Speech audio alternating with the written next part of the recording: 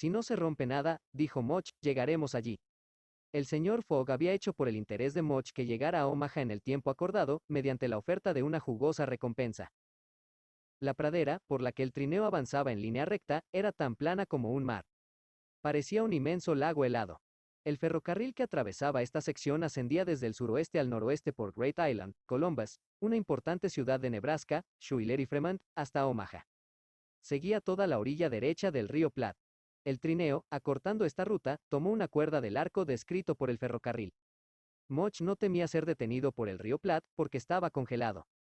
El camino, pues, estaba libre de obstáculos, y Phileas Fogg no tenía más que dos cosas que temer: un accidente del trineo y un cambio o una calma en el viento. Pero la brisa, lejos de disminuir su fuerza, soplaba como si fuera a doblar el mástil, que, sin embargo, las amarras metálicas mantenían firmemente. Estas amarras, como los acordes de un instrumento de cuerda, resonaban como si las hiciera vibrar un arco de violín. El trineo se deslizaba en medio de una melodía lastimeramente intensa. Esos acordes dan la quinta y la octava, dijo el señor Fogg. Estas fueron las únicas palabras que pronunció durante el viaje. Auda, cómodamente envuelta en pieles y capas, se resguardó lo más posible de los ataques del viento helado. En cuanto a Picaporte, tenía la cara tan roja como el disco del sol cuando se pone en la niebla, y aspiraba trabajosamente el aire cortante. Con su natural ánimo animado, comenzó a tener esperanzas de nuevo. Llegarían a Nueva York en la tarde, si no en la mañana, del día 11, y todavía había algunas posibilidades de que fuera antes de que el vapor zarpara hacia Liverpool. Picaporte sintió incluso un fuerte deseo de agarrar de la mano a su aliado Fix. Recordaba que había sido el detective quien había conseguido el trineo, único medio de llegar a tiempo a Omaha, pero, frenado por algún presentimiento, mantuvo su habitual reserva. Una cosa, sin embargo, nunca olvidaría Picaporte, y era el sacrificio que el señor Fogg había hecho, sin vacilar, para rescatarlo de los Sioux. El señor Fogg había arriesgado su fortuna y su vida. No, su criado nunca lo olvidaría. Mientras cada uno de los integrantes del grupo estaba absorto en reflexiones tan diferentes, el trineo pasó volando sobre la vasta alfombra de nieve. No se percibían los arroyos por los que pasaba. Los campos y los arroyos desaparecían bajo la blancura uniforme. La llanura estaba absolutamente desierta. Entre la carretera Union Pacific y el ramal que une Kearney con Saint Joseph formaba una gran isla deshabitada. No aparecía ni pueblo, ni estación, ni fuerte. De vez en cuando pasaban junto a algún árbol de aspecto fantasmal, cuyo esqueleto blanco se retorcía y traqueteaba con el viento. A veces se alzaban bandadas de pájaros salvajes, o bandas de lobos de la pradera demacrados, famélicos y feroces corrían aullando tras el trineo. Picaporte, con el revólver en la mano, estaba preparado para disparar a los que se acercaban demasiado. Si el trineo hubiera sufrido un accidente, los viajeros, atacados por estas bestias, habrían corrido el más terrible peligro. Pero el trineo mantuvo su curso uniforme, pronto ganó terreno a los lobos, y en poco tiempo dejó atrás a la banda de aulladores a una distancia segura. Hacia el mediodía, Much percibió, por ciertos puntos de referencia, que estaba cruzando el río Platte. No dijo nada, pero se sintió seguro de que estaba ahora a menos de 20 millas de Omaha.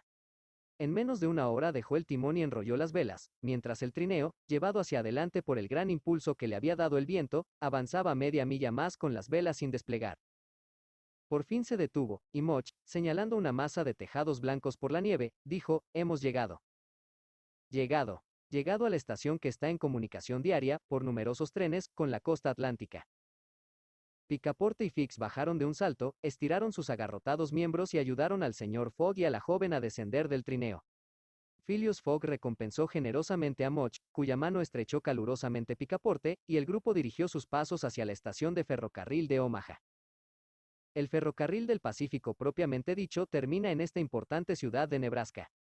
Omaha está conectada con Chicago por el Chicago and Rock Island Railroad, que corre directamente hacia el este, y pasa por 50 estaciones.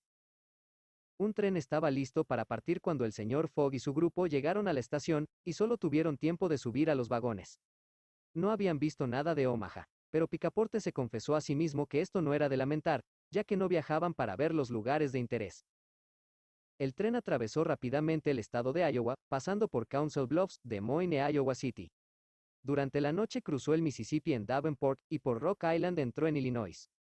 Al día siguiente, el 10, a las 4 de la tarde, llegó a Chicago, ya levantada de sus ruinas, y más orgullosamente asentada que nunca en las orillas de su hermoso lago Michigan. 900 millas separaban Chicago de Nueva York, pero en Chicago no faltan los trenes. El señor Fogg pasó enseguida de uno a otro, y la locomotora del Pittsburgh, Fort Wayne, and Chicago Railway partió a toda velocidad, como si comprendiera perfectamente que aquel caballero no tenía tiempo que perder. Atravesó Indiana, Ohio, Pensilvania y Nueva Jersey como un relámpago, pasando a toda velocidad por pueblos con nombres antiguos, algunos de los cuales tenían calles y vías para automóviles, pero todavía no tenían casas. Por fin se vio el Hudson y, a las 11:15 de la noche del día 11, el tren se detuvo en la estación de la orilla derecha del río, ante el mismo muelle de la línea Cunard. El China, con destino a Liverpool, había partido 3/4 de hora antes. Capítulo 32. En el que Phileas Fogg entabla una lucha directa con la mala fortuna. El China, al partir, parecía haberse llevado la última esperanza de Phileas Fogg. Ninguno de los otros vapores podía servir a sus proyectos. El Pereire, de la Compañía Transatlántica Francesa, cuyos admirables vapores son iguales a todos en velocidad y comodidad, no salió hasta el día 14. Los barcos de Hamburgo no iban directamente a Liverpool o Londres, sino a Havre, y el viaje adicional de Havre a Southampton haría inútiles los últimos esfuerzos de Phileas Fogg. El vapor Inman no partió hasta el día siguiente, y no pudo cruzar el Atlántico a tiempo para salvar la apuesta. El señor Fogg se enteró de todo esto consultando su Bradshaw, que le daba los movimientos diarios de los vapores transatlánticos. Picaporte estaba destrozado, le abrumaba perder el barco por 3/4 de hora. La culpa era suya, pues, en lugar de ayudar a su amo, no había dejado de ponerle obstáculos. Y cuando recordó todos los incidentes de la excursión, cuando hizo la cuenta de las sumas gastadas en pura pérdida y por su cuenta, cuando pensó que la inmensa apuesta, sumada a los pesados gastos de este inútil viaje, arruinaría por completo al señor Fogg, se abrumó con amargas autoacusaciones.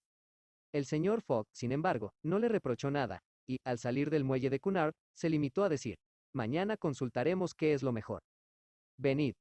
El grupo cruzó el Hudson en el transbordador de Jersey City, y se dirigió en un carruaje al Hotel Street Nicholas, en Broadway. Se contrataron habitaciones, y la noche pasó, brevemente para Phileas Fogg, que durmió profundamente, pero muy largamente para Aouda y los demás, cuya agitación no les permitía descansar. El día siguiente fue el 12 de diciembre. Desde las 7 de la mañana del 12 hasta las 9:15 de la noche del 21 transcurrieron 9 días, 13 horas y 45 minutos. Si Phileas Fogg hubiera partido en el China, uno de los vapores más rápidos del Atlántico, habría llegado a Liverpool, y luego a Londres, dentro del plazo convenido. El señor Fogg salió solo del hotel, después de dar instrucciones a Picaporte para que esperara su regreso, e informara a Aouda de que estuviera preparado en cuanto se le avisara. Se dirigió a las orillas del ppg Hudson, y buscó entre los barcos amarrados o anclados en el río, alguno que estuviera a punto de partir. Varios tenían señales de salida y se preparaban para hacerse a la mar con la marea de la mañana, pues en este inmenso y admirable puerto no hay un día entre 100 en que no salgan barcos hacia todos los rincones del mundo. Pero la mayoría eran barcos de vela, de los que, por supuesto, Phileas Fogg no podía hacer uso. Parecía estar a punto de perder toda esperanza, cuando divisó, anclado en la batería, a un cable de distancia como máximo, un buque mercante, con una hélice, bien formada, cuya chimenea, echando una nube de humo, indicaba que se estaba preparando para partir. Phileas Fogg llamó a un barco, subió a él y pronto se encontró a bordo del Henrietta, de casco de hierro y madera. Subió a la cubierta y preguntó por el capitán, que se presentó inmediatamente. Era un hombre de 50 años, una especie de lobo de mar, con ojos grandes, tez de cobre oxidado, pelo rojo y cuello grueso, y voz gruñona. ¿El capitán?, preguntó el señor Fogg. Soy el capitán. Soy Phileas Fogg, de Londres. Y yo soy Andrew Speedy, de Cardiff. ¿Vas a hacerte a la mar? En una hora. Estás destinado a Burdeos. ¿Y su carga? No hay carga. Va en lastre. ¿Tienen pasajeros? No hay pasajeros. Nunca tengo pasajeros. Demasiado en el camino. ¿Su barco es rápido? Entre 11 y 12 nudos. El Henrietta, bien conocido. ¿Me llevarás a mí y a otras 3 personas a Liverpool? ¿A Liverpool? ¿Por qué no a China? He dicho Liverpool. No. No. No. Estoy partiendo hacia Burdeos, e iré a Burdeos. ¿El dinero no es problema? Ninguno. El capitán habló en un tono que no admitía respuesta. Pero los propietarios del Henrietta, continuó Phileas Fogg. El propietario soy yo, respondió el capitán. El barco me pertenece. Lo cargaré por ti. No. Te lo compraré. No. Phileas Fogg no mostró la menor decepción, pero la situación era grave. No era en Nueva York como en Hong Kong, ni con el capitán del Henrietta, como con el del Tankadere. Hasta ese momento el dinero había allanado todos los obstáculos. Ahora el dinero fallaba. Sin embargo, había que encontrar algún medio para cruzar el Atlántico en barco, a no ser que fuera en globo, lo cual habría sido aventurado, además de no poder ponerse en práctica. Parecía que Phileas Fogg tenía una idea, pues dijo al capitán: «Bien, ¿me llevará usted a Burdeos?» «No, ni aunque me pagaras $200. Te ofrezco 2000. ¿Cada uno?» «Cada uno». ¿Y sois 4? 4. El capitán Speedy empezó a rascarse la cabeza. Había $8000 que ganar, sin cambiar su ruta, por lo que bien valía la pena vencer la repugnancia que sentía por toda clase de pasajeros. Además, los pasajeros a $2000 ya no son pasajeros, sino una valiosa mercancía. «Salgo a las 9, dijo el capitán Speedy, simplemente. ¿Están usted y su grupo preparados?» «Estaremos a bordo a las 9, contestó, no menos sencillamente, el señor Fogg. Eran las 8:30. Desembarcar del Henrietta, subir a un carruaje, apresurarse a ir al San Nicolás, y volver con Auda, Passepartout, y hasta el inseparable Fix, fue el trabajo de un breve tiempo, y fue realizado por el señor Fogg con la frialdad que nunca le abandonaba. Estaban a bordo cuando el Henrietta se dispuso a levar anclas. Cuando Picaporte se enteró de lo que iba a costar este último viaje, emitió un prolongado «oh», que se extendió por toda su gama vocal. En cuanto a Fix, se dijo que el Banco de Inglaterra no saldría ciertamente bien indemnizado de este asunto. Cuando llegaran a Inglaterra, aunque el señor Fogg no arrojara al mar algunos puñados de billetes, se habrían gastado más de 7000 libras. Capítulo 33. En el que Phileas Fogg se muestra a la altura de la ocasión. Una hora después, el Henrietta pasó el faro que marca la entrada del Hudson, dobló la punta de Sandy Hook y se hizo a la mar. Durante el día bordeó Long Island, pasó por Fire Island y dirigió su rumbo rápidamente hacia el este. Al mediodía del día siguiente, un hombre subió al puente para comprobar la posición del barco. Podría pensarse que se trataba del capitán Speedy. No es el menor de los casos. Era Phileas Fogg, Esquire. En cuanto al capitán Speedy, estaba encerrado en su camarote bajo llave, y lanzaba fuertes gritos, que significaban una ira a la vez perdonable y excesiva. Lo que había sucedido era muy sencillo.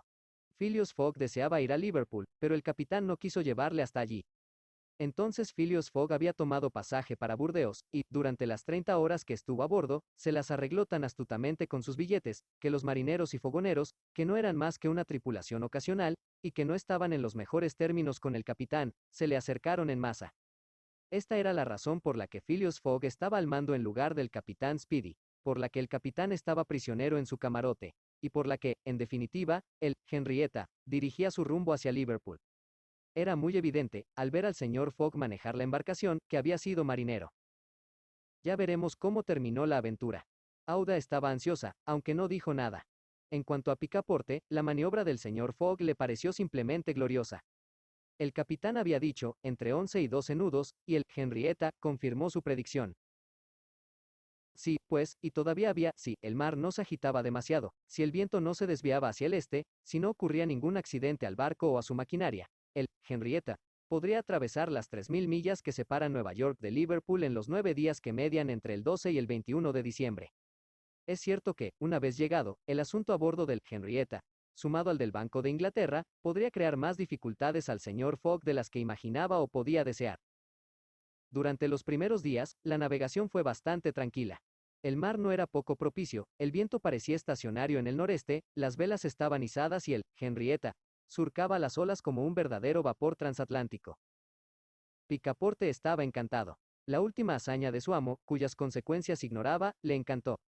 Nunca la tripulación había visto a un tipo tan alegre y hábil. Entabló una cálida amistad con los marineros y los asombró con sus hazañas acrobáticas.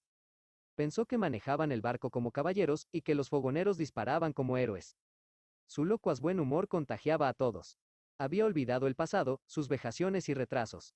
Solo pensaba en el fin, tan casi cumplido. Y a veces servía de impaciencia, como si se calentara en los hornos del Henrietta. A menudo, también, el digno compañero giraba en torno a Fix, mirándole con una mirada aguda y desconfiada, pero no le hablaba, pues su antigua intimidad ya no existía. Fix, hay que confesarlo, no entendía nada de lo que estaba pasando. La conquista del Henrietta, el soborno de la tripulación, el manejo del barco por parte de Fogg como un experto marinero, le asombraban y confundían. No sabía qué pensar. Al fin y al cabo, un hombre que había empezado robando 55,000 libras, podía terminar robando un barco, y Fix se sentía inclinado a concluir que el Henrietta bajo el mando de Fogg, no se dirigía a Liverpool, sino a alguna parte del mundo donde el ladrón, convertido en pirata, se pondría tranquilamente a salvo. La conjetura era al menos plausible, y el detective empezó a lamentar seriamente haberse embarcado en el asunto. En cuanto al capitán Speedy, seguía aullando y gruñendo en su camarote, y Picaporte, cuyo deber era llevarle la comida, valiente como era, tomaba las mayores precauciones. El señor Fogg no parecía saber siquiera que había un capitán a bordo. El día 13 pasaron por el borde de los bancos de Terranova, una localidad peligrosa. Durante el invierno, especialmente, son frecuentes las nieblas y los fuertes vendavales. Desde la víspera, el barómetro, que descendía repentinamente, indicaba que se acercaba un cambio en la atmósfera, y durante la noche la temperatura varió, el frío se hizo más intenso y el viento viró hacia el sudeste. Esto fue una desgracia. El señor Fogg, para no desviarse de su rumbo, enrolló las velas y aumentó la fuerza del vapor, pero la velocidad del buque disminuyó, debido al estado del mar, cuyas largas olas rompían contra la popa. El barco se inclinó violentamente, lo que retrasó su avance. La brisa se convirtió poco a poco en una tempestad, y era de temer que el Henrietta no pudiera mantenerse en pie sobre las olas. El rostro de Picaporte se oscureció con el cielo, y durante 2 días el pobre hombre experimentó un miedo constante.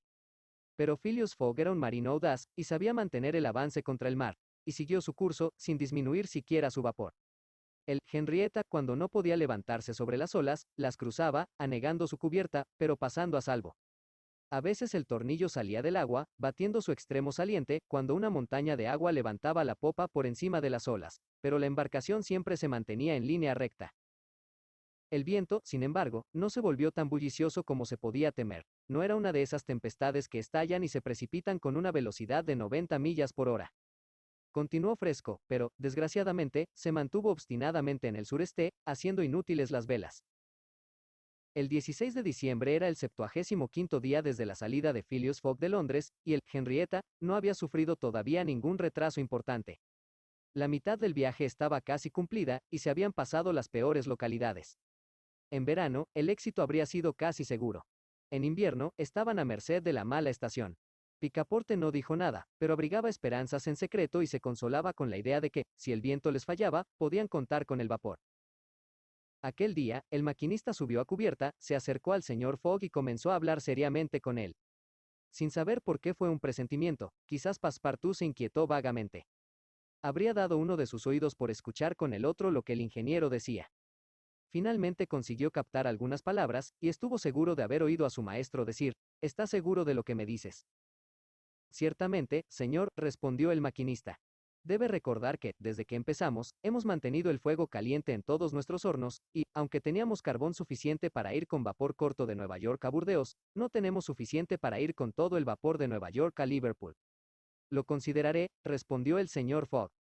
Picaporte lo comprendió todo, le invadió una ansiedad mortal. El carbón se estaba agotando. «Ah, si mi amo puede superar eso», murmuró, «será un hombre famoso». No pudo evitar comunicar a Fix lo que había oído. «¿Entonces crees que realmente vamos a Liverpool?». «Por supuesto». «Imbécil», respondió el detective, encogiéndose de hombros y girando sobre sus talones. Picaporte estuvo a punto de resentir enérgicamente el epíteto, cuya razón no podía comprender, pero reflexionó que el desdichado Fix estaba probablemente muy decepcionado y humillado en su amor propio, después de haber seguido tan torpemente un falso aroma por el mundo, y se abstuvo. ¿Y ahora qué curso adoptaría Phileas Fogg?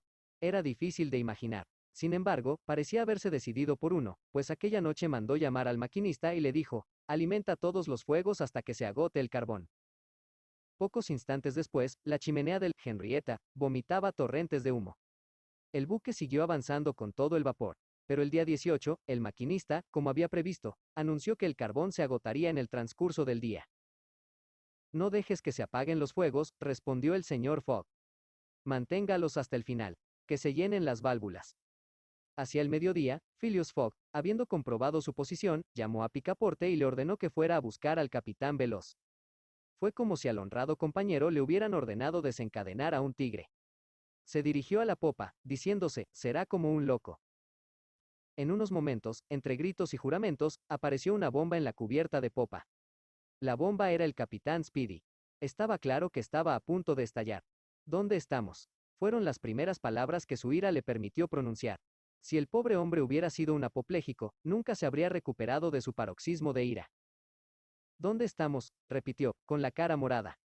A 707 millas de Liverpool, respondió el señor Fogg, con imperturbable calma. Pirata, gritó el capitán Speedy. He mandado a buscarlo, señor. Picoteo. Señor, continuó el señor Fogg, para pedirle que me venda su barco. No, por todos los demonios, no. Pero me veré obligado a quemarla. Quema el Henrietta. Sí, al menos la parte superior de ella. El carbón ha cedido. Quemen mi barco, gritó el capitán Speedy, que apenas podía pronunciar las palabras. Un barco que vale $50,000. Aquí hay 60,000, respondió Phileas Fogg, entregando al capitán un rollo de billetes. Esto tuvo un efecto prodigioso en Andrew Speedy. Un americano difícilmente puede permanecer impasible ante la visión de $60,000.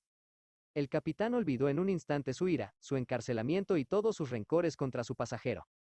El Henrietta tenía 20 años, era una gran ganga. La bomba no estallaría después de todo. El señor Fogg se había llevado la cerilla. Y yo seguiré teniendo el casco de hierro, dijo el capitán en un tono más suave. El casco de hierro y el motor. ¿Está de acuerdo? De acuerdo. Y Andrew Speedy, apoderándose de los billetes, los contó y los guardó en su bolsillo. Durante este coloquio, Picaporte estaba blanco como una sábana, y Fix parecía a punto de sufrir un ataque de apoplejía. Se habían gastado cerca de 20,000 libras, y Fogg había dejado al capitán el casco y el motor, es decir, casi todo el valor de la embarcación. Sin embargo, era cierto que se habían robado 55,000 libras del banco. Cuando Andrew Speedy se hubo embolsado el dinero, el señor Fogg le dijo: no se asombre, señor. Debe usted saber que perderé 20,000 libras, si no llego a Londres antes de las 9:15 de la noche del 21 de diciembre. Perdí el vapor en Nueva York, y como usted se negó a llevarme a Liverpool. Y he hecho bien, gritó Andrew Speedy, pues he ganado con ello al menos $40,000. Añadió, con más calma: ¿sabe una cosa, capitán?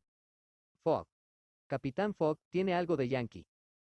Y, después de haber hecho a su pasajero lo que consideraba un gran cumplido, se marchaba cuando el señor Fogg dijo: ¿el barco me pertenece ahora?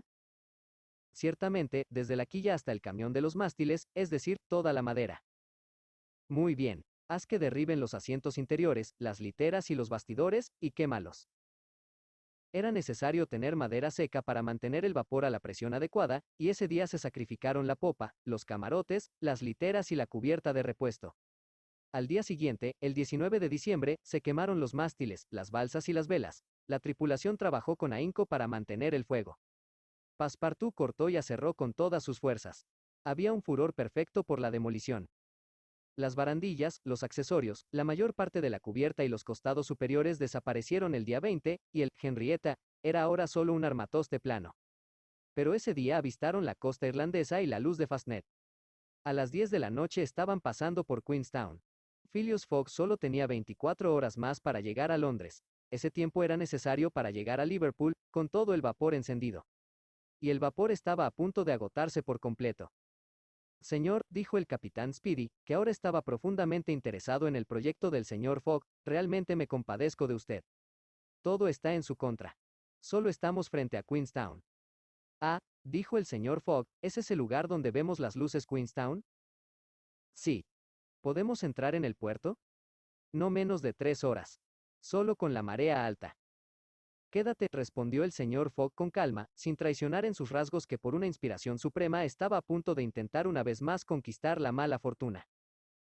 Queenstown es el puerto irlandés en el que se detienen los vapores transatlánticos para dejar el correo. Estos correos son llevados a Dublín por trenes expresos siempre preparados para partir. Desde Dublín son enviados a Liverpool por los barcos más rápidos, y así se ganan 12 horas a los vapores atlánticos. Phileas Fogg contaba con ganar 12 horas de la misma manera. En lugar de llegar a Liverpool la noche siguiente en el Henrietta, estaría allí al mediodía, y por lo tanto tendría tiempo de llegar a Londres antes de las 9:15 de la noche. El Henrietta entró en el puerto de Queenstown a la 1 de la mañana, siendo entonces la marea alta, y Phileas Fogg, después de que el capitán Speedy lo cogiera de la mano, dejó a ese caballero sobre el casco nivelado de su embarcación, que aún valía la mitad de lo que había vendido. El grupo se dirigió inmediatamente a la orilla. Fix estuvo muy tentado de arrestar al señor Fogg en el acto, pero no lo hizo. ¿Por qué? ¿Qué lucha se libraba en su interior? Había cambiado de opinión sobre su hombre. ¿Comprendía que había cometido un grave error? Sin embargo, no abandonó a Mr. Fogg. Todos subieron al tren, que estaba a punto de partir, a la 1:30. Al amanecer del día estaban en Dublín. y no perdieron tiempo en embarcar en un vapor que, desdeñando levantarse sobre las olas, les atravesaba invariablemente. Phileas Fogg desembarcó por fin en el muelle de Liverpool, a las 12 menos 20 minutos del 21 de diciembre. Estaba a solo 6 horas de distancia de Londres. Pero en ese momento se acercó Fix, puso la mano sobre el hombro del señor Fogg y, mostrando su orden, le dijo: ¿Es usted realmente Phileas Fogg? Lo estoy haciendo. Te arresto en nombre de la reina. Capítulo 34. En el que Phileas Fogg llega por fin a Londres. Phileas Fogg estaba en prisión. Había sido encerrado en la casa de la aduana, y debía ser trasladado a Londres al día siguiente. Picaporte, al ver a su amo detenido, habría caído sobre Fix de no haber sido retenido por algunos policías. Aouda se quedó atónita ante lo repentino de un acontecimiento que no podía comprender. Picaporte le explicó cómo fue que el honesto y valiente Fogg fue detenido por ladrón. El corazón de la joven se rebeló contra una acusación tan atroz, y al ver que no podía hacer nada para salvar a su protector, lloró amargamente. En cuanto a Fix, había arrestado al señor Fogg porque era su deber, fuera el señor Fogg culpable o no. La idea de que él era el causante de esta nueva desgracia asaltó a Picaporte. ¿No había ocultado a su amo el encargo de Fix? Cuando Fix reveló su verdadero carácter y propósito, ¿por qué no se lo había dicho a Mr. Fogg? Si este hubiera sido advertido, sin duda habría dado a Fix la prueba de su inocencia, y le habría convencido de su error. Por lo menos, Fix no habría continuado su viaje a costa de su amo y pisándole los talones, para arrestarlo en el momento en que pisara el suelo inglés. Picaporte lloró hasta quedarse ciego, y sintió deseos de volarse los sesos. Aouda y él habían permanecido, a pesar del frío, bajo el pórtico de la aduana. Ninguno de los dos deseaba abandonar el lugar. Ambos estaban ansiosos por volver a ver al señor Fogg.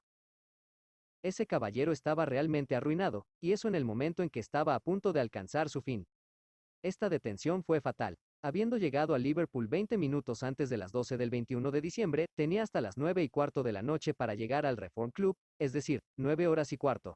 El viaje de Liverpool a Londres era de 6 horas. Si alguien hubiera entrado en ese momento en la aduana, habría encontrado a Mr. Fogg sentado, inmóvil, tranquilo y sin ira aparente, en un banco de madera. No estaba, es cierto, resignado, pero este último golpe no le obligó a traicionar externamente ninguna emoción. Estaba siendo devorado por una de esas rabias secretas, tanto más terribles cuanto más contenidas, y que solo estallan, con una fuerza irresistible, en el último momento. Nadie podía saberlo. Allí estaba sentado, esperando tranquilamente, ¿a qué? ¿Todavía albergaba esperanzas? ¿Todavía creía, ahora que la puerta de esta prisión estaba cerrada sobre él, que tendría éxito? Sea como fuere, el señor Fogg puso cuidadosamente su reloj sobre la mesa y observó el avance de sus manecillas. No se le escapó una palabra, pero su mirada era singularmente fija y severa. La situación, en todo caso, era terrible, y podría decirse así. Si Phileas Fogg era honrado, estaba arruinado. Si era un bribón, estaba atrapado. ¿Se le ocurrió escapar? ¿Examinó si había alguna salida practicable de su prisión? ¿Pensó en escapar de ella? Posiblemente, porque una vez caminó lentamente por la habitación. Pero la puerta estaba cerrada con llave, y la ventana fuertemente enrejada con barras de hierro. Se sentó de nuevo y sacó su diario del bolsillo. En la línea donde estaban escritas estas palabras: 21 de diciembre, sábado, Liverpool. Añadió, día 80, 11:40 de la mañana, y esperó. El reloj de la aduana dio la 1. El señor Fogg observó que su reloj estaba 2 horas adelantado. 2 horas. Admitiendo que en ese momento tomara un tren expreso, podría llegar a Londres y al Reform Club un cuarto antes de las 9 de la noche. A las 2:33 oyó un ruido singular en el exterior, y luego una apresurada apertura de puertas. Se oyó la voz de Picaporte, e inmediatamente después la de Fix. Los ojos de Phileas Fogg se iluminaron por un instante. La puerta se abrió y vio a Picaporte, Aouda y Fix, que se apresuraron hacia él. Fix estaba sin aliento, y su cabello estaba desordenado. No podía hablar. Señor, tartamudeó, señor, perdóneme, el más desafortunado de los parecidos, el ladrón detenido hace 3 días, está usted libre. Phileas Fogg era libre. Se acercó al detective, lo miró fijamente a la cara y, con el único movimiento rápido que había hecho en su vida, o que haría alguna vez, retiró los brazos y con la precisión de una máquina derribó a Fix. Bien golpeado, gritó Passepartout, parbleu. Eso es lo que se podría llamar una buena aplicación de los puños ingleses. Fix, que se encontraba en el suelo, no pronunció ninguna palabra. Solo había recibido su merecido. Mr. Fogg, Aouda y Passepartout salieron sin demora de la aduana, subieron a un taxi, y en pocos instantes descendieron en la estación. Phileas Fogg preguntó si había un tren expreso a punto de salir para Londres. Eran las 2:40. El tren expreso había salido 35 minutos antes. Phileas Fogg pidió entonces un tren especial. Había varias locomotoras rápidas a la mano, pero los arreglos ferroviarios no permitieron que el tren especial saliera hasta las 3. A esa hora, Phileas Fogg, habiendo estimulado al ingeniero con la oferta de una generosa recompensa, partió por fin hacia Londres con Auda y su fiel criado. Era necesario hacer el viaje en 5 horas y media, y esto hubiera sido fácil en una carretera despejada en todo momento. Pero hubo retrasos forzosos, y cuando el señor Fogg bajó del tren en la estación terminal, todos los relojes de Londres marcaban 10 minutos antes de las 9. 1. Después de haber dado la vuelta al mundo, llevaba 5 minutos de retraso. Había perdido la apuesta. 1. Una excentricidad un tanto notable por parte de los relojes de Londres. TRANSLADOR. Capítulo 35. En el que Phileas Fogg no tiene que repetir 2 veces sus órdenes a Passepartout. Los habitantes de Savile Row se habrían sorprendido al día siguiente, si les hubieran dicho que Phileas Fogg había vuelto a casa. Sus puertas y ventanas seguían cerradas, no se veía ningún aspecto de cambio. Después de salir de la estación, el señor Fogg dio instrucciones a Passepartout para que comprara algunas provisiones, y se dirigió tranquilamente a su domicilio. Soportó su desgracia con su habitual tranquilidad. Arruinado. Y por la torpeza del detective. Después de haber recorrido con constancia aquel largo viaje, de haber superado 100 obstáculos, de haber afrontado muchos peligros, y de haber encontrado aún tiempo para hacer algún bien en su camino, fracasar cerca de la meta por un acontecimiento repentino que no podía haber previsto, y contra el que no estaba armado, era terrible. Pero le quedaban unas pocas libras de la gran suma que llevaba consigo. Solo le quedaban de su fortuna las 20.000 libras depositadas en Barings, y esta cantidad la debía a sus amigos del Reform Club. Tan grande había sido el gasto de su viaje que, incluso si hubiera ganado, no le habría enriquecido, y es probable que no hubiera buscado enriquecerse, siendo un hombre que prefería apostar por el honor que por la apuesta propuesta. Pero esta apuesta le arruinó por completo.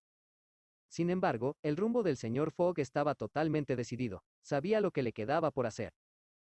Una habitación de la casa de Savile Row fue reservada para Auda, que estaba abrumada de dolor por la desgracia de su protector. Por las palabras que el señor Fogg soltó, ella vio que meditaba algún proyecto serio. Sabiendo que los ingleses gobernados por una idea fija recurren a veces al desesperado recurso del suicidio, Picaporte vigilaba estrechamente a su amo, aunque disimulaba cuidadosamente la apariencia de hacerlo. En primer lugar, el digno compañero había subido a su habitación y había apagado el quemador de gas, que llevaba 80 días encendido. Había encontrado en el buzón una factura de la compañía de gas, y pensó que era más que hora de poner fin a este gasto, que estaba condenado a soportar. La noche pasó. El señor Fogg se acostó, pero durmió. Auda no cerró los ojos ni una sola vez. Picaporte vigiló toda la noche, como un perro fiel, a la puerta de su amo. El señor Fogg le llamó por la mañana, y le dijo que le llevara el desayuno a Auda, y una taza de té y una chuleta para él. Le pidió a Auda que le excusara del desayuno y la cena, ya que su tiempo estaría absorbido todo el día en poner en orden sus asuntos. Por la noche le pediría permiso para conversar un momento con la joven. Picaporte, una vez recibidas las órdenes, no tuvo más remedio que obedecerlas. Miró a su imperturbable amo, y apenas si pudo apartar su mente de él. Su corazón estaba lleno, y su conciencia torturada por el remordimiento, pues se acusaba más amargamente que nunca de ser la causa del irremediable desastre. Si hubiera advertido a Mr. Fogg y le hubiera revelado los proyectos de Fix, su amo no habría dado al detective el pasaje a Liverpool, y entonces. Passepartout no pudo aguantar más. Mi amo. Señor Fogg, gritó, ¿por qué no me maldice? Fue mi culpa que. No culpo a nadie, respondió Phileas Fogg con perfecta tranquilidad. Vete. Picaporte salió de la habitación y fue a buscar a Auda, a quien entregó el mensaje de su amo. Señora, añadió, no puedo hacer nada por mí mismo, nada. No tengo ninguna influencia sobre mi amo, pero usted, tal vez. ¿Qué influencia podría tener? Respondió Auda. Al señor Fogg no le influye nadie. ¿Ha comprendido alguna vez que mi gratitud hacia él es desbordante? ¿Ha leído alguna vez mi corazón? Amigo mío, no hay que dejarlo solo ni un instante. ¿Dices que va a hablar conmigo esta tarde? Sí, señora, probablemente para organizar su protección y comodidad en Inglaterra. Ya veremos, respondió Auda, quedándose repentinamente pensativa. Durante todo ese día, domingo, la casa de Savile Row estuvo como deshabitada, y Phileas Fogg, por primera vez desde que vivía en esa casa, no salió hacia su club cuando el reloj de Westminster dio las 11:30. ¿Por qué iba a presentarse en la Reforma? Sus amigos ya no le esperaban allí. Como Phileas Fogg no había aparecido en el salón la noche anterior, sábado 21 de diciembre, a las 9:15, había perdido su apuesta. Ni siquiera era necesario que acudiera a sus banqueros para obtener las 20,000 libras, pues sus antagonistas ya tenían su cheque en sus manos, y solo tenían que rellenarlo y enviarlo a los Barings para que la cantidad fuera transferida a su crédito. El señor Fogg, por lo tanto, no tenía ninguna razón para salir, y se quedó en casa. Se encerró en su habitación y se dedicó a poner en orden sus asuntos. Picaporte subía y bajaba continuamente la escalera. Las horas eran largas para él. Escuchaba en la puerta de su amo, y miraba por el ojo de la cerradura, como si tuviera perfecto derecho a hacerlo, y como si temiera que algo terrible pudiera ocurrir en cualquier momento. A veces pensaba en Fix, pero ya no con ira.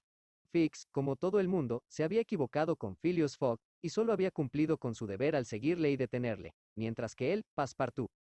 Este pensamiento le perseguía, y no dejaba de maldecir su miserable locura. Viéndose demasiado desgraciado para quedarse solo, llamó a la puerta de Auda, entró en su habitación, se sentó, sin hablar, en un rincón, y miró con pesar a la joven. Auda seguía pensativa. A eso de las 7:30 de la tarde, el señor Fogg envió a saber si Auda lo recibiría, y en unos momentos se encontró a solas con ella. Phileas Fogg tomó una silla y se sentó cerca de la chimenea, frente a Auda. En su rostro no se veía ninguna emoción. El Fogg que volvía era exactamente el Fogg que se había ido. Había la misma calma, la misma impasibilidad. Permaneció varios minutos sin hablar. Luego, inclinando sus ojos hacia Auda, señora, dijo, ¿me perdonará por haberla traído a Inglaterra? Yo, señor Fogg, respondió Auda, controlando las pulsaciones de su corazón. Por favor, dejadme terminar, respondió el señor Fogg. Cuando decidí llevarte lejos de ese país tan inseguro para ti, era rico y contaba con poner una parte de mi fortuna a tu disposición. Entonces tu existencia habría sido libre y feliz. Pero ahora estoy arruinado. Lo sé, señor Fogg, contestó Auda, y le pregunto a mi vez, ¿me perdonará por haberle seguido, y, quién sabe, por haberle retrasado, contribuyendo así a su ruina? Señora, usted no podía permanecer en la India, y su seguridad solo podía ser garantizada llevándola a una distancia tal que sus perseguidores no pudieran tomarla. Así que, señor Fogg, reanudó Auda, no contento con rescatarme de una muerte terrible, ¿se creyó obligado a asegurar mi comodidad en una tierra extranjera? Sí, señora, pero las circunstancias han estado en mi contra. Aún así, le ruego que ponga lo poco que me queda a su servicio. ¿Pero qué será de usted, señor Fogg? En cuanto a mí, señora, respondió el caballero, fríamente, no tengo necesidad de nada. Pero ¿cómo veis el destino, señor, que os espera? Como tengo la costumbre de hacer. Al menos, dijo Auda, la necesidad no debe superar a un hombre como tú. Tus amigos. No tengo amigos, señora. Tus parientes. Ya no tengo parientes. Le compadezco, pues, señor Fogg, porque la soledad es algo triste, sin un corazón al que confiar sus penas. Dicen, sin embargo, que la miseria misma, compartida por dos almas compasivas, puede ser soportada con paciencia. Eso dicen, señora. Señor Fogg, dijo Auda, levantándose y cogiendo su mano, ¿desea usted a la vez una pariente y una amiga? ¿Me quiere como esposa? El señor Fogg, al oír esto, se levantó a su vez. Había una luz inusitada en sus ojos y un ligero temblor en sus labios. Auda le miró a la cara. La sinceridad, la rectitud, la firmeza y la dulzura de esta suave mirada de una mujer noble, que podía atreverse a todo para salvar a aquel a quien le debía todo, le asombró primero, y luego le penetró. Cerró los ojos por un instante, como si quisiera evitar su mirada. Cuando los abrió de nuevo, te amo. Dijo, simplemente. Sí, por todo lo más sagrado, te amo, y soy enteramente tuyo. Ah, gritó Auda, apretando su mano contra su corazón. Passepartout fue llamado y apareció inmediatamente. El señor Fogg aún sostenía la mano de Auda entre las suyas. Picaporte comprendió, y su rostro grande y redondo se volvió tan radiante como el sol tropical en su cenit. El señor Fogg le preguntó si no era demasiado tarde para avisar al reverendo Samuel Wilson, de la parroquia de Marylebone, esa misma noche. Picaporte esbozó su sonrisa más genial y dijo, nunca es tarde. Eran las 8:05. ¿Será para mañana, lunes? Para mañana, lunes, dijo el señor Fogg, dirigiéndose a Auda. Sí, para mañana, lunes, respondió ella. Picaporte se apresuró a salir tan rápido como sus piernas le permitieron. Capítulo 36. En el que el nombre de Phileas Fogg vuelve a tener un gran valor en el cambio. Es hora de relatar el cambio que se produjo en la opinión pública inglesa cuando se supo que el verdadero ladrón de bancos, un tal James Strand, había sido detenido, el 17 de diciembre, en Edimburgo. 3 días antes, Phileas Fogg era un delincuente al que la policía perseguía desesperadamente. Ahora era un honorable caballero que proseguía matemáticamente su excéntrico viaje alrededor del mundo. Los periódicos reanudaron su discusión sobre la apuesta. Todos los que habían apostado, a favor o en contra de él, revivieron su interés, como por arte de magia. Los bonos Phileas Fogg volvieron a ser negociables, y se hicieron muchas nuevas apuestas. El nombre de Phileas Fogg volvió a ser muy apreciado en Change. Sus 5 amigos del Reform Club pasaron estos 3 días en un estado de febril suspense. ¿Reaparecería ante sus ojos Phileas Fogg, a quien habían olvidado? ¿Dónde estaba en ese momento? El 17 de diciembre, día del arresto de James Strand, era el 76º desde la partida de Phileas Fogg, y no se habían recibido noticias de él. ¿Había muerto? ¿Había abandonado el empeño, o continuaba su viaje por la ruta acordada? Y aparecería el sábado 21 de diciembre, a las 9 menos cuarto de la noche, en el umbral del salón del Reform Club. No se puede describir la ansiedad en la que, durante 3 días, vivió la sociedad londinense. Se enviaron telegramas a América y Asia en busca de noticias de Phileas Fogg. Se enviaron mensajeros a la casa de Savile Row mañana y tarde. No hubo noticias. La policía ignoraba qué había sido del detective Fix, que tan lamentablemente había seguido un falso rastro. Las apuestas aumentaron, sin embargo, en número y valor. Phileas Fogg, como un caballo de carreras, se acercaba a su último punto de giro. Los bonos se cotizaban, no ya a 100 por debajo de la par, sino a 20, a 10 y a 5. Y el paralítico Lord Albemarle apostaba incluso a su favor.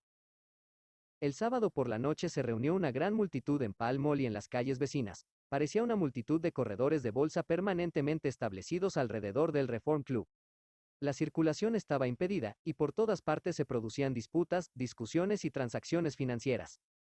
La policía tuvo grandes dificultades para contener a la muchedumbre, y a medida que se acercaba la hora en que debía presentarse Phileas Fogg, la excitación alcanzaba su máximo nivel. Los 5 antagonistas de Phileas Fogg se habían reunido en el gran salón del club. John Sullivan y Samuel Fallentin, los banqueros, Andrew Stuart, el ingeniero, Gautier Ralph, el director del Banco de Inglaterra, y Thomas Flanagan, el cervecero, todos ellos esperaban ansiosos.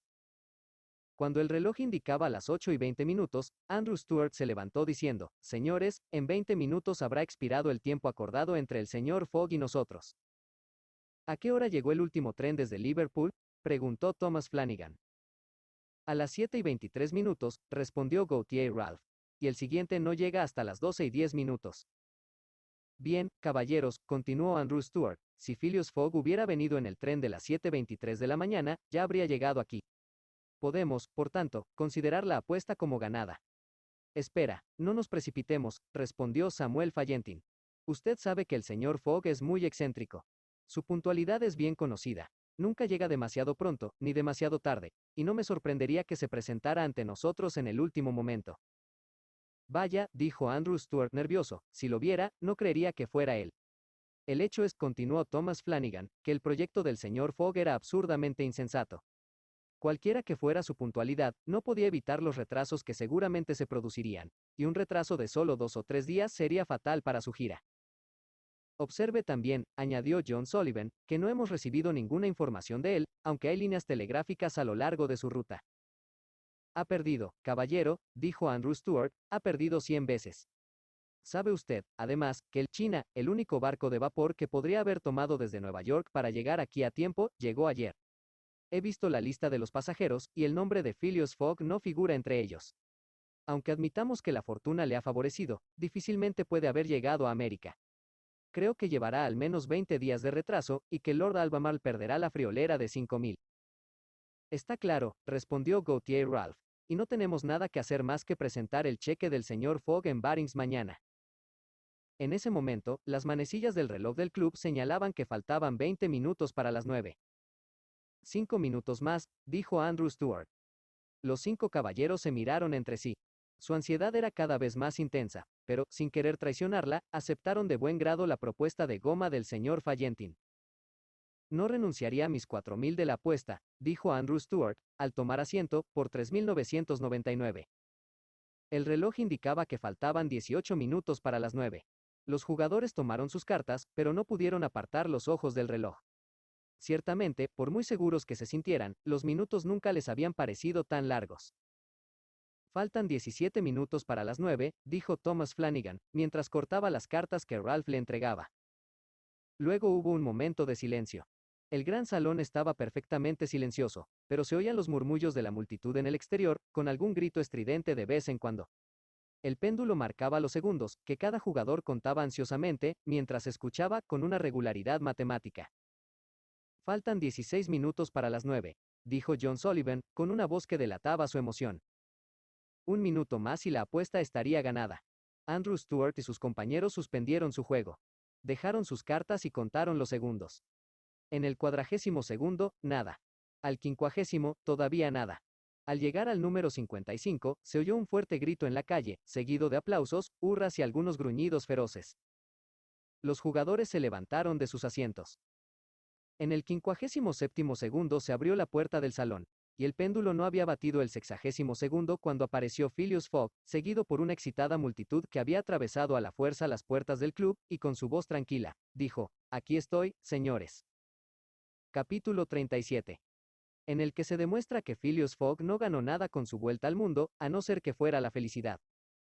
Sí, Phileas Fogg en persona.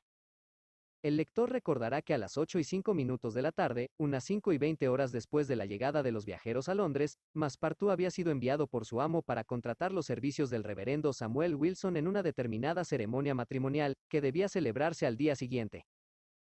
Picaporte siguió su encargo encantado. Pronto llegó a la casa del clérigo, pero no lo encontró en casa. Passepartout esperó unos 20 minutos, y cuando dejó al reverendo caballero, eran las 8:35. Pero ¿en qué estado se encontraba? Con los cabellos desordenados y sin sombrero, corría por la calle como nunca antes se había visto a un hombre correr, arrollando a los transeúntes, precipitándose sobre la acera como una tromba de agua. En 3 minutos estaba de nuevo en Savile Row, y entró tambaleándose en la habitación del señor Fogg. No podía hablar. «¿Qué ocurre?», preguntó el señor Fogg. «Mi amo», jadeó con acento agudo Passepartout, «matrimonio, imposible». «¿Imposible?». «Imposible, para mañana». «¿Por qué?». «Porque mañana es domingo». «El lunes», respondió el señor Fogg. «Hoy no es sábado». «¿Sábado? Imposible». «Sí, sí, sí, sí», gritó Picaporte. «Se han equivocado de día. Llegamos con 24 horas de antelación, pero solo quedan 10 minutos». Picaporte había agarrado a su amo por el cuello y lo arrastraba con una fuerza irresistible. Phileas Fogg, así secuestrado, sin tener tiempo de pensar, salió de su casa, se subió a un taxi, prometió 100 libras al taxista y, tras atropellar a 2 perros y volcar 5 carruajes, llegó al Reform Club. El reloj marcaba las 9:15 cuando apareció en el gran salón. Phileas Fogg había dado la vuelta al mundo en 80 días. Phileas Fogg había ganado su apuesta de 20.000 libras. ¿Cómo es posible que un hombre tan exacto y exigente haya podido cometer este error de día? ¿Cómo llegó a pensar que había llegado a Londres el sábado 21 de diciembre, cuando en realidad era el viernes 20, el 79º día desde su partida? La causa del error es muy sencilla. Phileas Fogg, sin sospecharlo, había ganado un día en su viaje, y esto simplemente porque había viajado constantemente hacia el este. Por el contrario, habría perdido un día si hubiera ido en la dirección opuesta, es decir, hacia el oeste. Al viajar hacia el este había ido hacia el sol, y los días, por tanto, disminuían para él tantas veces 4 minutos como grados cruzaba en esta dirección. Hay 360 grados en la circunferencia de la Tierra, y estos 360 grados, multiplicados por 4 minutos, dan exactamente 24 horas, es decir, el día ganado inconscientemente. En otras palabras, mientras Phileas Fogg, yendo hacia el este, vio al sol pasar por el meridiano 80 veces, sus amigos en Londres solo lo vieron pasar por el meridiano 79 veces. Por eso le esperaban en el Reform Club el sábado, y no el domingo, como pensaba el señor Fogg. Y el famoso reloj de la familia de Picaporte, que siempre había mantenido la hora de Londres, habría delatado este hecho, si hubiera marcado los días además de las horas y los minutos.